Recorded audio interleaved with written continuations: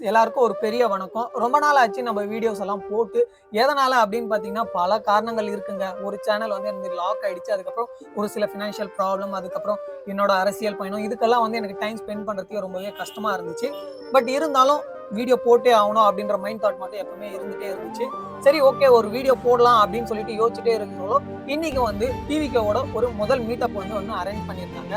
அதாவது அக்டோபர் 27ஆம் தேதி வந்து மாநில மாநாடு வந்து அரேஞ்ச் பண்ணியிருக்காங்க இல்லையா? அத முன்னிட்டு நம்ம காட்பாடி கேவிக்குப்பம் தொகுதியில் இருக்கிறவங்க எல்லாம் போயிட்டு எப்படி கலந்துக்கணும், எப்படி போக போறோம் அப்படின்ற ஒரு ஆலோசனை கூட்டம் வந்து இன்னைக்கு வந்து ஏற்பாடு பண்ணியிருந்தாங்க.